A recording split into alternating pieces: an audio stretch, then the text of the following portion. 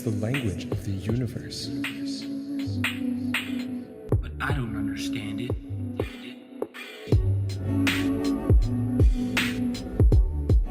Hello, everybody. Welcome back to the Math and Physics podcast. I'm your host, Parker. And I'm Ray, and we welcome you to episode number 47, where today, as you can see, we have a special guest. We have Julian Robinson from the podcast Deep Thoughts, Deeper Talks. So, Julian, how are you today? Good. Glad to be on the podcast. Thanks for having me. Absolutely. No problem, yeah. So, we were actually talking, we started talking, I think, a month ago, maybe a little more. And, we wanted to just collaborate on pretty cool topics. So I think today what we have prepared for you guys, I think it's a little bit of both. It's a little bit of math and physics, and it's a little bit of, I guess, what can we call it? Like the universe. just an interesting talk in general. Yeah, very, very, very general stuff, and some really cool technology stuff that we're going to be talking about. So, Julian, you want to maybe introduce your podcast to our viewers today? Yeah, absolutely. So the name of the podcast, as Ray mentioned, is Deep Thoughts, Deeper Talks. It's a podcast that I started during the pandemic to just, be able to talk to different interesting people about really cool topics that I find fascinating. Definitely touch upon things such as philosophy. I've spoken to people about Hinduism, shamanism, but I also am interested in tech, which is why, we're having this conversation in regards to like AI and everything.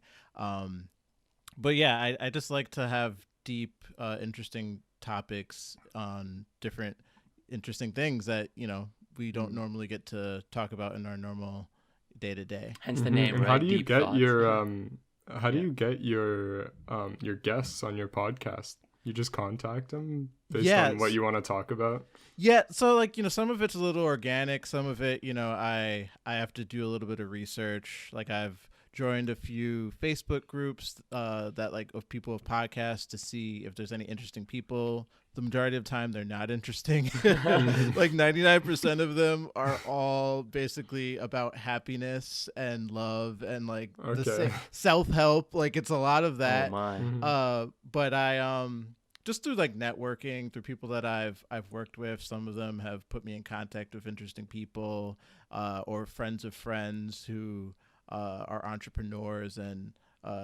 are in all different sorts of sectors and have different beliefs that I've just connected with and networked with. Yeah, awesome. So if you're listening to this podcast right now, what we're actually going to be doing is recording the first part of our conversation here on the Math and Physics podcast. And then once we reach, I think we're going to do like 45 minutes around there. We're going to cut it off short and then transfer over to Julian's podcast where you can hear the continuation to this episode. So you can find it, I guess, on all platforms. Deep Talks, Deeper Thoughts. Thoughts, Deeper Talks. Deep thought, yeah. Deep Other way around. I messed that up too.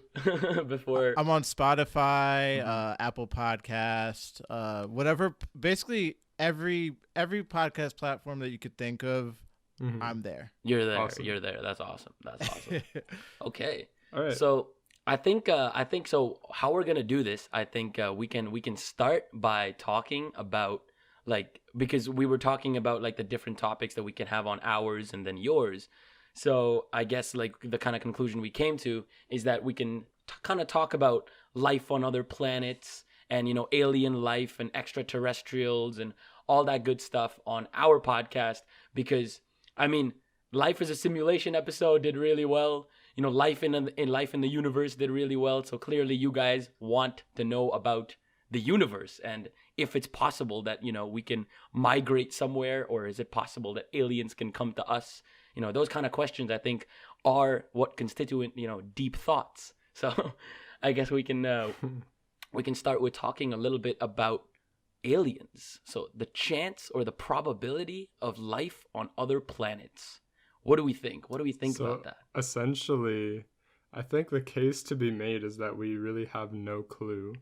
Because if we are the only like sample, right? We're like officially, you know, some people claim to know that there are extraterrestrials on Earth or whatever, but let's just go with like the popular belief that we are the only example of life here in the universe.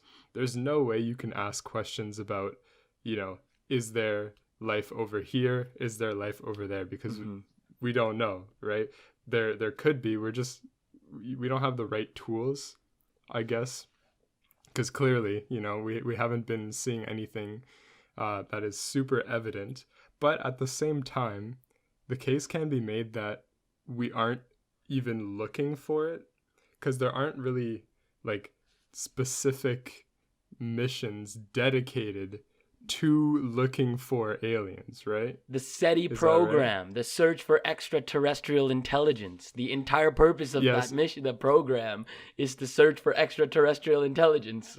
But okay, but like I don't know how to explain this. Like, Okay.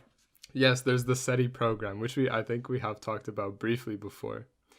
But I'm talking about like going more in depth into the cases, right? The reports of, you know, UFOs or like odd occurrences that we've seen here on Earth, and actually investigating those reports and doing more research on things that we know have or might have occurred, versus, you know, building a giant what is it, like a receptor? It's not a telescope, is it?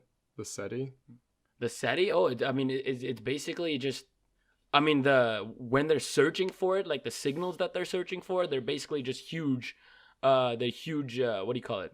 Like antenna disc, like just discs, I guess. Like satellite dishes, huge satellite dishes that are basically just, you know, searching for incoming, I guess you can say, messages, but not really messages, like, you know, non-universal messages. So like there are a lot of radiation, there's a lot of X-rays, radio waves that's coming from different parts of the universe. I think a big part of that program is also to kind of like decode that information and see, hey, could this have come from a certain location? So actually talking about this, let's talk about the movie Contact. Have you guys seen the movie Contact? I haven't seen it. I have not. Okay, so like Contact is like a 1997 movie, I think, where this is basically the whole idea, right? Where they have these huge satellite dishes and they receive a message of some sort, and they could basically in regular intervals, and they observed that, hey, this could be, you know, extraterrestrial life. And obviously this was a movie, but this also happened in real life, something very similar. I don't really know where it was. I was reading on it a little earlier, but they recorded a signal that came from Proxima Centauri. So it's Centauri, which is about the closest star, apart from the sun, to us, right? And the signal, Proxima Centauri only has about 2 planets in its solar system, right, surrounding the star. And this signal came in regular intervals. So basically what scientists deduced, and I think I'm going to do a little more work before I come up with this, but what they deduced is that this signal could have been sent from a civilization. And I think that's a really cool, you know, idea, that the signal I find could that have come hard to from... believe, though. Sorry? I find that really hard to believe, because like, what are the odds that the only place we find life other than on Earth is at the closest solar system to our solar system, you know? Yeah, I agree. I feel like that sounds a bit too convenient. Yeah. What are your guys' thoughts in regards to the various incidences where people claim to have, you know, interacted with UFOs? Like there's that guy who was on Joe Rogan recently. Bob Lazar. No, not Bob No. Lazar. The guy who went missing for like a day or so, and like his friends, like they all basically testified that like, you know, that a object took him, like a unidentified flying object took him, and like all the sheriffs and everyone in the town thought that they killed him, and then the guy just like magically appeared like the next day, and like he claimed, you know, that he got abducted. Wow. And like there's other stories like that. And I think, you know, from my perspective, when I look at that, like I don't necessarily, you know, take it as, you know, oh, well, all these people experience these things and have similar things, and that, you know, that conclusively means that it happens. I kind of look at it in the same phenomenon almost as like, you know, religion and some of the things that we wholeheartedly believe that we know is just more likely than not true. And just the phenomenon of having an experience that, you know, you wholeheartedly believe to be true, but is a bit, you know. So this was actually something that Joe Rogan said, but it's like something along the lines of like humans like to be special, right, in some way, and claiming to have been in contact with aliens and being abducted is a really easy way to feel special, you know. And so I think it's really easy to just be like, hey, I was abducted by aliens, and everyone's like, oh my god, you're there's no real like, way to prove it. That exactly, that's the whole thing. Yeah. There's no real way to prove, but, you know, conveniently enough, I am on r/aliens on Reddit, and I do see a lot of posts about aliens. And there was one really interesting one where it was a cow in a field, and basically I'm pretty sure it was like the udder. It was like one organ, right, that was like surgically removed from the cow, and there were no traces of blood anywhere. Lazar, that they mentioned that on the Bob Lazar one.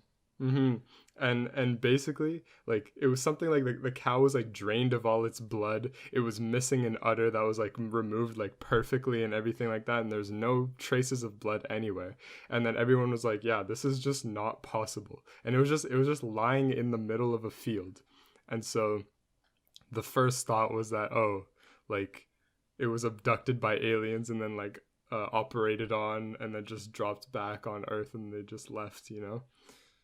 Wow, that's I think one thing that you know, I think about sometimes and I find funny, when it comes to aliens, it seems like we're stuck in the mindset of it being an intelligent entity from another galaxy, from another planet.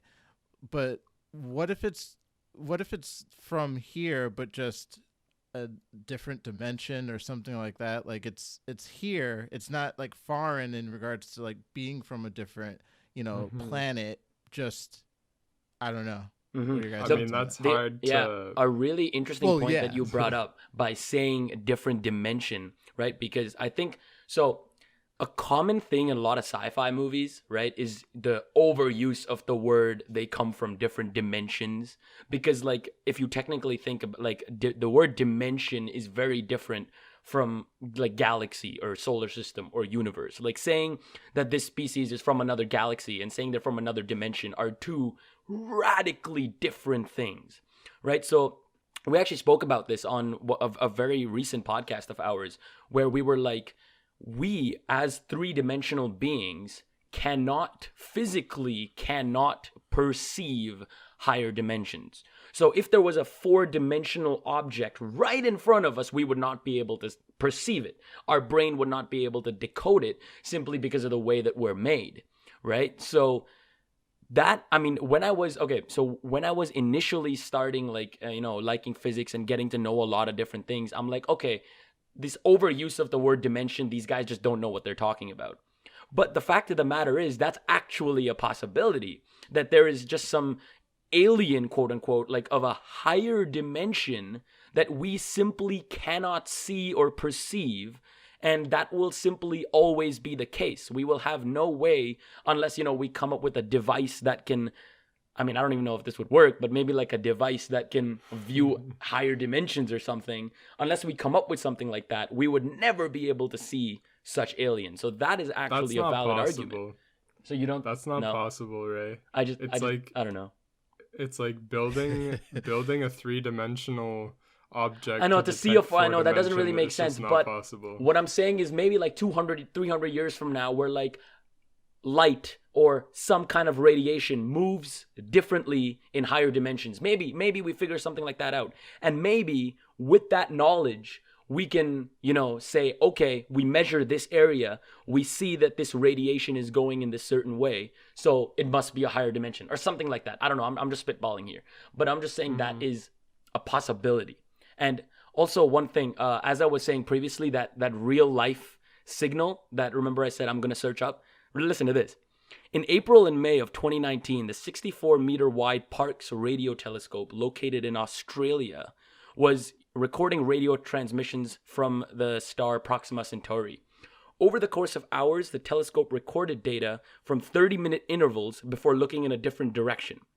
And what they found from this data, this procedure called nodding, is used to establish that any observed signal that is coming from a particular direction rather than random noise. So this data that they had collected was a signal and not simply random noise that they had seen, just simply from the universe. So for 5 of these half-hour intervals, the signal was observed while the antenna was pointing at Proxima Centauri. And it was not detected at all when it was aimed in another direction. So I can link this article in the description below. And I think this is kind of cool. It's a CNN article, so it's nothing really scientific. Obviously, maybe do more due diligence, not sure. But just reading this at first glance kind of, tells me the idea that maybe it's a possibility. Because remember, even if there is a civilization hundreds of thousands of light years away that recently, because on the Joe Loeb podcast, right, with Joe Rogan, we were talking about that. They were talking about the possibility, and a lot of other podcasts, a lot of these scientists agree with the possibility that a lot of life probably started around the same era in the universe, including like if we look at the universe objectively and look at the whole timeline, we can kind of assume, if we can say, that life started around at the same time. So if we're making that assumption, right, and we, after 4 billion years of the Earth existing, just got out all these satellites, like the Voyager one was released less than 100 years ago. The WOW signal that we released less than 100 years ago. So all of these signals that, if let's say an alien civilization released 200-300 years ago, they're still like 50 million light years away. So we would probably not detect that.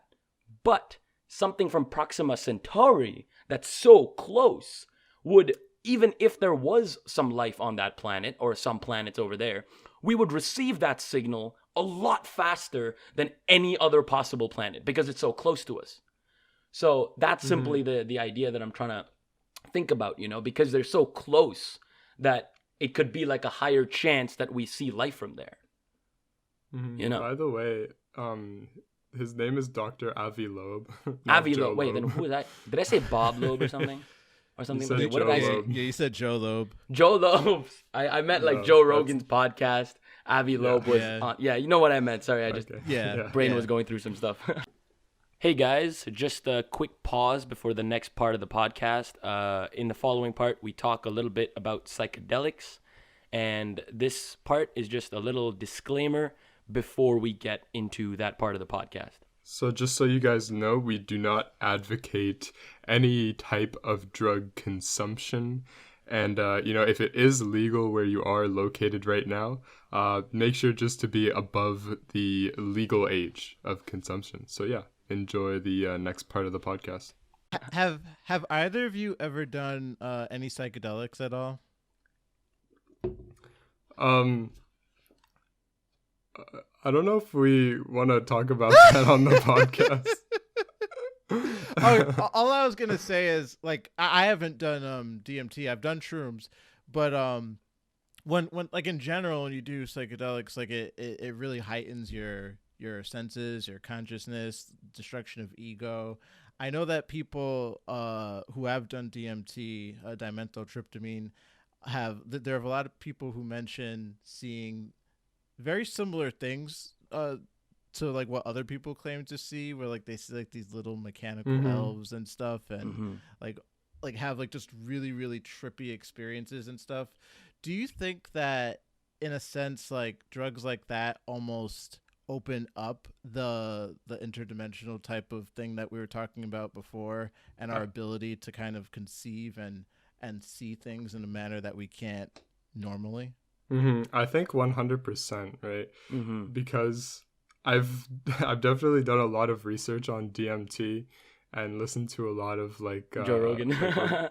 like obviously Classic. Joe Rogan has a lot of classic clips, Yeah. but also like just random people who do like trip reports on YouTube and all that stuff, and I just listen. Like I've never done DMT, but it definitely sounds like very very interesting, right? Just the nature of what people are describing. Like I know this one guy on YouTube, he was explaining how it felt like his entire trip felt like it was like 3 years, right? Like it was insanely long in his head, but it was actually just 5 minutes on like in real time.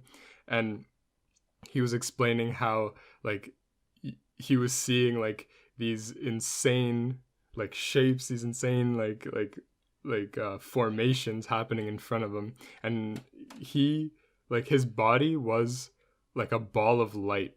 And obviously trying to explain it is absolutely insane because it is sort of like an interdimensional experience, right? And there's no way you can explain that, right? Like if you were suddenly transformed into a four-dimensional being, there's no words that you can use to help someone like imagine what it's like. So I like in regards to your initial statement, like I do think there's somewhat of a connection between like interdimensionality and consciousness, because it's one of the I don't want to say few things, but it's one of the things that we just cannot explain using science right now. So yeah, I think yeah, it's talking about like I've also like just listening to Joe Rogan himself, I think you get a lot of knowledge in relations to DMT and different psychedelic substances. And what people describe, obviously, like they can never truly engulf their entire trip in a sentence, but what they even think about, like when some of them describe how they see the universe or the world in a fractal like perspective. Or I remember this one YouTuber, I know I've watched some YouTubers, like trip reports, as Parker was saying, and this one YouTuber said, I opened my eyes on DMT, which is something that usually people don't do.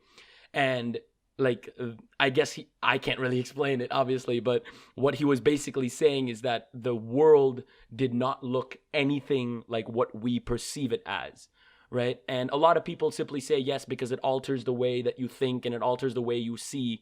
Yes, but to a certain extent, there are certain things that it can allow you to witness that you can't even imagine exists in reality. Like, like this talk about how you can somehow transcend to another dimension while on a psychedelic substance is just amazing. Like the thought itself is just insane to think about, right? And Julian, have you had one of these experiences? So I've never done DMT. I would love to, but I've done shrooms, I've done LSD, and definitely have had the experience. First and foremost, like if whoever's listening, if you if you do LSD or shrooms, what I would recommend from like the first time that I did it, that was just outstanding and incredible, was, well, first off, of LSD, like taking a step back, LSD, it's a very very long trip. So if you're gonna do LSD, like buckle down, make sure that you have nothing to do basically for the rest of the day and the day after. Shrooms is a bit more manageable. It'll be like maybe like 3-4 hours at most. But I recall when I first did LSD, it's like music felt like you could feel music when you're on it. Like it was just, it's hard to describe. And then I went up to my rooftop and I watched the sunrise, and that was the most incredible and profound thing to see, because it's like the clouds are dancing and like you just see, it's like you're look like, it's like if you and like a sober person were looking at it, you be having a completely different experience, and it's like your ego dies. You feel like all of the things that I feel like for the most part can really hold down human beings, it just dissipates. Like none of it exists anymore, and you just have all of these good, bright feelings, and like you feel like a big ball of positive energy. And when I think about that, and I don't know if you guys have ever like listened to Lex Fridman, I'm a big fan of him. Yeah. There was one time, I think when he was on Joe Rogan, where he said something that I found really fascinating, where they were like talking about aliens and intelligence, and he was saying that if there was really an intelligent civilization that's like way far advanced than us and able to do all these things, more likely than not, they probably would have transcended their consciousness to a level that we could not even conceive of. And I feel like when it comes to drugs like that, it's almost as if you're like in that moment when you're on those drugs, you're able to like potentially reach that point that potentially, if there are these, you know, intelligent beings, that they would be at. I have a few comments.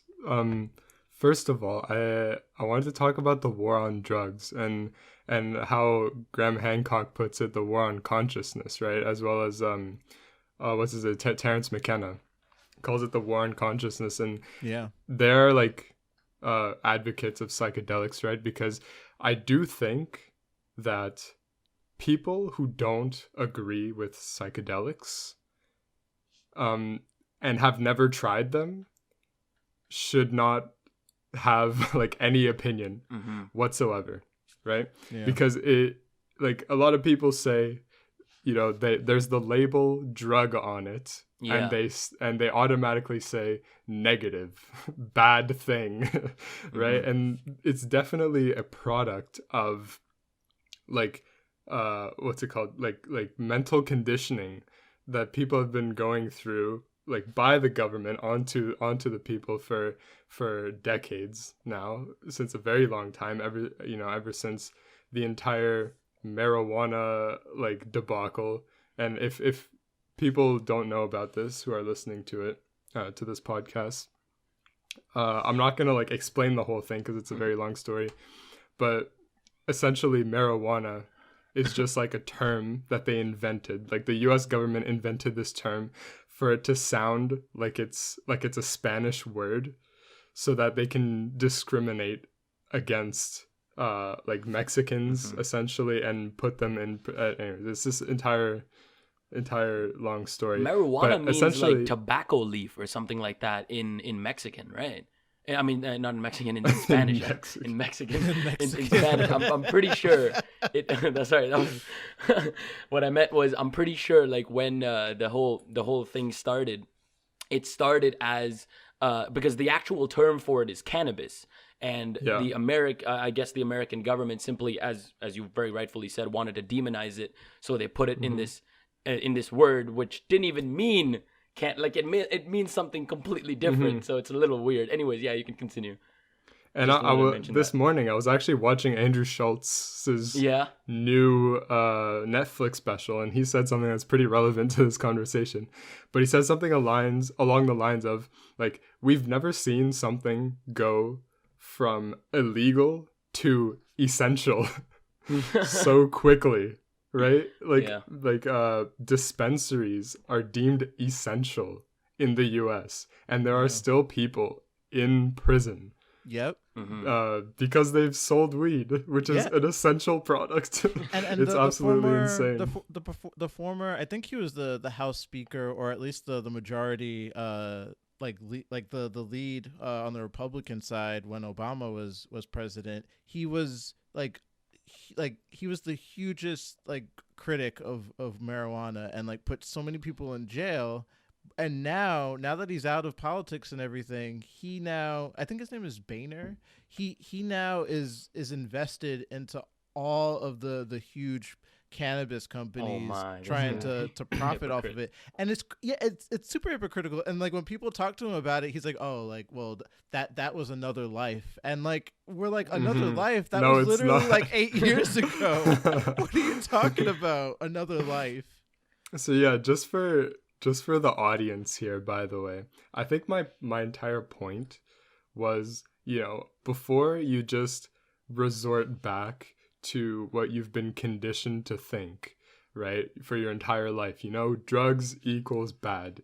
I think the moral of the story with this entire like weed situation where it went from completely illegal to essential, the moral of the story is to definitely research what you have an opinion on, right? If you are interested by like the nature of psychedelics and all that stuff, don't just say, obviously your parents are going to say drugs bad, but it's deeper than that, obviously. And it's some things have been made up. Let's just say, like, it's definitely like a topic where you have to do your own research. I'm not saying try it. I'm saying do your own research and see, like, try to find the truth for yourself, I guess. It's so deep that in my opinion, like, just as we were trying to talk about how, there might be some other civilizations, if they're a lot more intelligent or something than us, how they could have basically transcended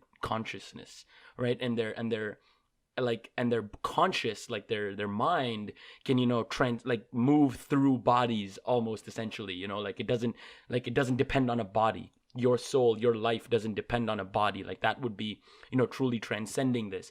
And simply like talking about all these different psychedelics and how they apply to this consciousness, I think they go hand in hand, because those are two things that we simply can't quantify. We can't measure what exactly it does, because the whole thing is an experience in itself. And the consciousness, to measure or to quantify consciousness, is something that I don't think we'll ever be able to do unless we completely become insanely smart. So it would require the use or the reach of the technological singularity almost to truly transcend consciousness, and so that our very being in this universe does not depend on a physical body, right? That would be truly, yeah. I just want to point out and make sure that we address this once we get into AI. But I feel like one of the things that, in my opinion, and from like the books I've read, is one of the biggest consequences of the advancement of AI and technology, is the potential impact that it'll have on our consciousness and our humanity.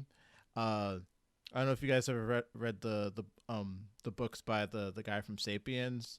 No. Love his book. No. Sapiens, Homo Deus, and now I'm reading 21 Rules for the 21st Century.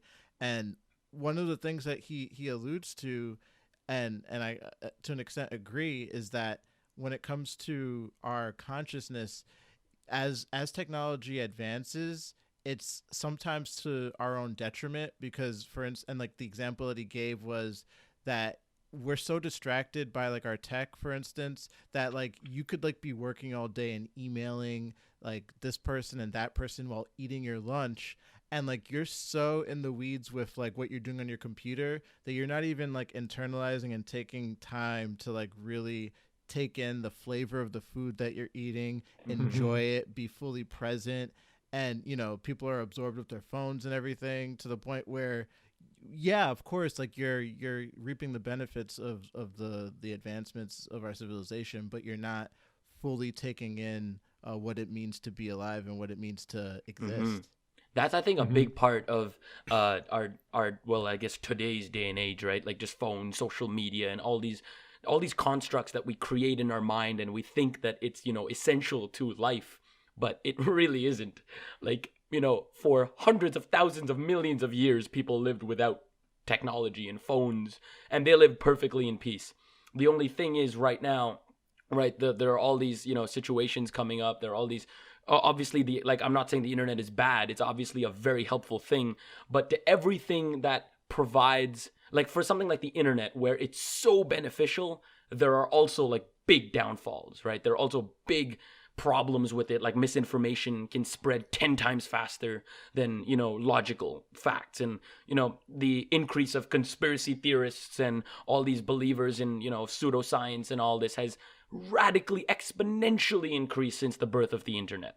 Right. And I mean, as I said, right, it's not a bad thing, because for every good, there is a bad, and the good certainly outweighs the bad. But as you were saying, Julian, like, that's perfectly said. Like, right now, people are just so, engrossed in how fast civilization is moving that they're not living in the present. They're not truly appreciating the fact that we are living beings. We are living intelligent beings in this universe that, like, how much ever we know now, have only 80 years, let's say on average, to live.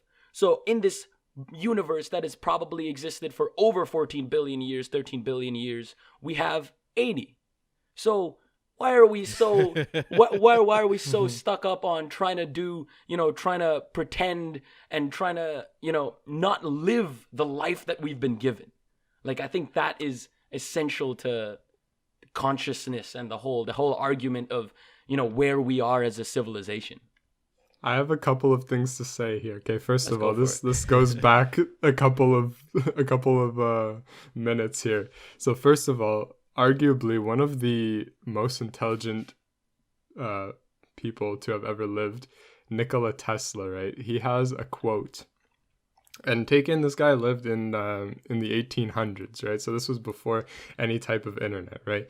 He said, once the human race decides to study the metaphysical, like once like actual scientists start dedicating their research to metaphysical phenomena, we will advance more in a decade than we have with like in the time that came before that, right?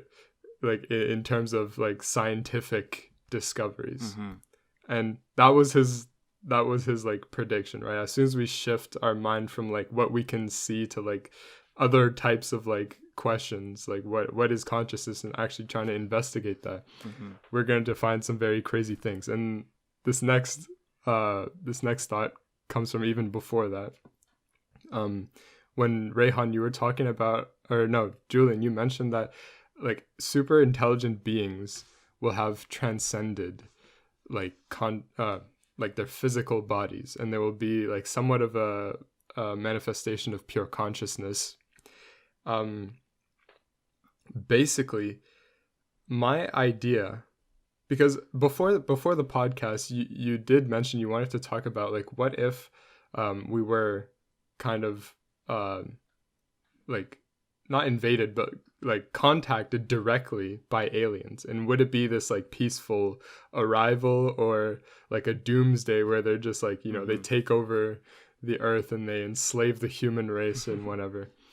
My opinion is that if the situation were ever to play out, it would definitely be a peaceful arrival, because in order to reach a different like solar system and a different planet in like a spaceship or whatever, it takes such an incredible like way beyond what we know right now. Like it would take an incredible technological advancement that basically would outlive our primal instincts. And everything, like every problem that we have on Earth right now is tied to our primal instincts of like defending our people, defending our land, in like taking more land from other people, taking resources for ourselves.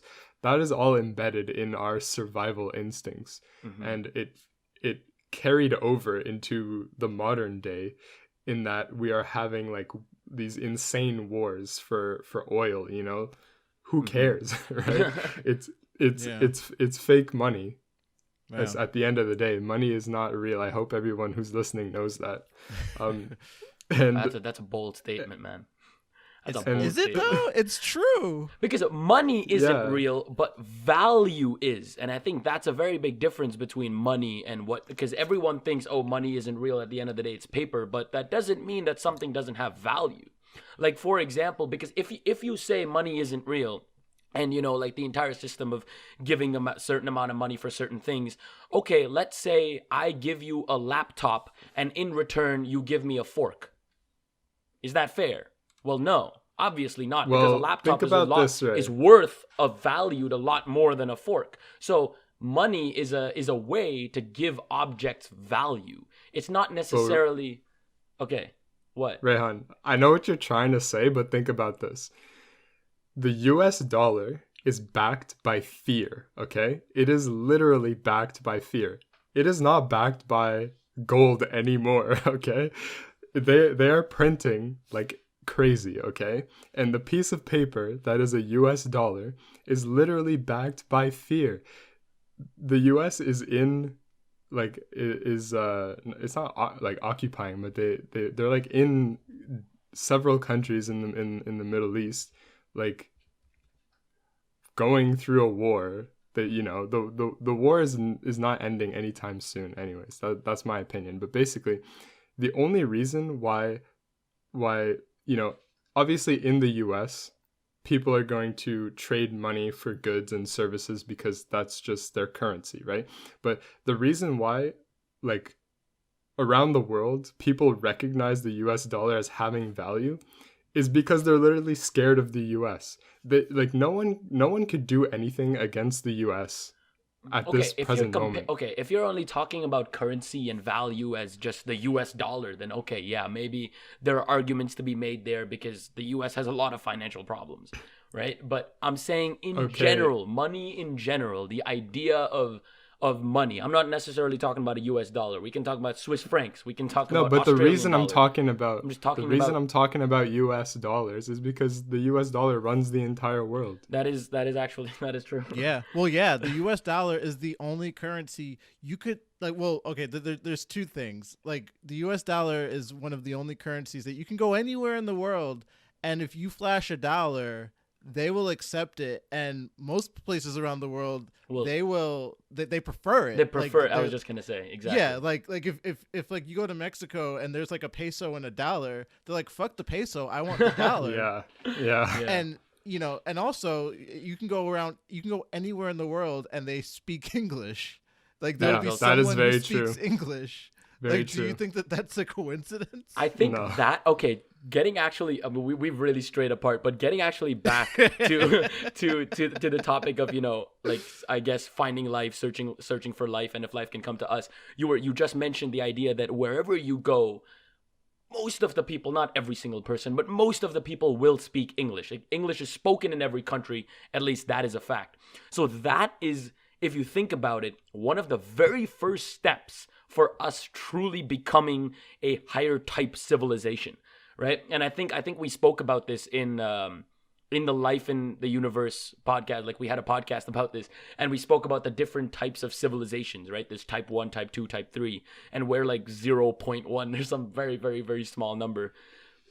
And the idea is like type 1 is basically we can harness energy from our sun, and type 2 is our galaxy, something like that. And type 3 So type 1 is you can harness all of the energy on the earth. Okay. Type 2 is you can harness all of the energy of your sun. And 3 is galaxy. And then type 3 is you can harness all of the energy in your galaxy. Okay, yeah. So those are 3 types, right? Like, we're not even close to 1 yet, but the idea is actually, I mean, we're close, but like we're not close to 3 or anything. I mean, we're a lot farther away from 1 than we are close to it, is what I'm trying to say. Yeah. Right? Because, and what the centralized language, the reason I'm bringing this up, the centralized language does is, in my opinion, I think that is a very important point and a very important stepping stone to becoming that type 1 civilization. Because to truly advance as a human civilization, as humanity, not as America, not as Canada and India, but as humanity, to evolve,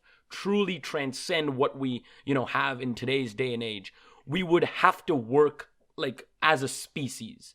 We can't work as, you know, like, separated countries all separately fighting against each other. Obviously, this is a very not a very good conversation to have, because countries have existed forever, literally forever. But to truly, and basically the point being to truly understand the vastness and to maybe move to other parts of the universe, we would have to work all together. It can't be okay, America did this or India did this. Right. It has to be the world, humanity Right. did this.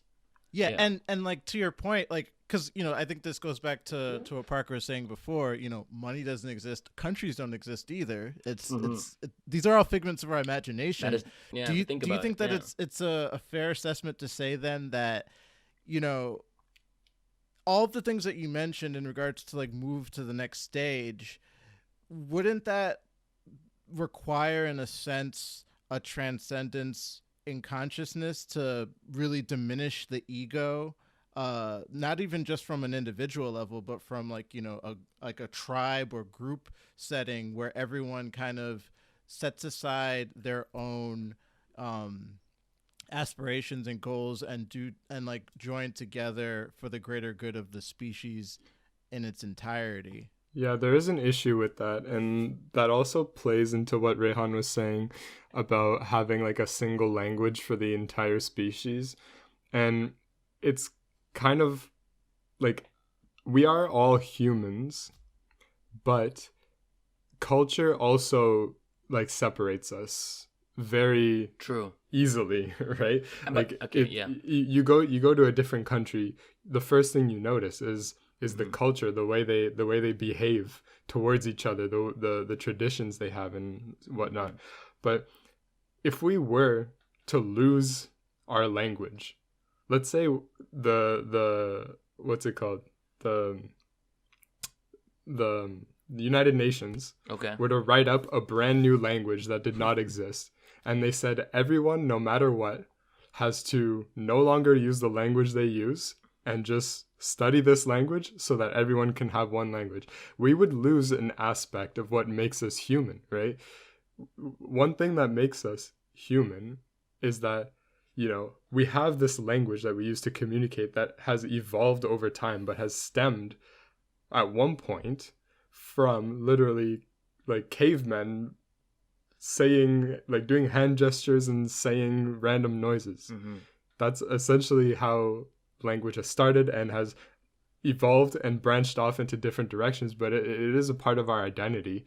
And if we were to just strip that from everybody on this earth, it's like one step closer to just becoming a robot, Right. And I think this is actually a perfect segue to AI, because I think we're, whether we like it or not, kind of shifting in that direction. Like when you hear things like freaking Neuralink, where like they're like, yeah, let's fucking the great idea, let's put a chip into everyone's head and have it so that you don't even have to open your fucking mouth. I'm not sure if you guys are allowed to. No, it's okay. Okay. Open your mouth and like verbally communicate, when that's like one thing that, to your point, like that's something that's incredibly like important and imperative to being a human being. Language is something that like separates us from the rest of. But I also think that. So one sec, Rehan. I think right now is the perfect moment to end this episode or this part of the conversation and to transition over to Julian's podcast, Deep Thoughts, Deeper Talks. If you did enjoy this conversation here on our podcast, definitely make sure to go on to Julian's podcast and listen to the rest of our conversation. We'll be linking it in the description. So like if you guys want to like, navigate to it quickly, because if you're on Spotify, you'll be able to see it. Yep. And on YouTube, we'll just put a Spotify link, I guess, or something like that. We'll figure that out. We'll figure that out later. But definitely. Yeah. So this has been episode number 47 of the Math and Physics podcast, and we will see you guys very, very soon. So I am your host, Parker. And I'm Ray. And we will see you soon. All right. Bye, guys.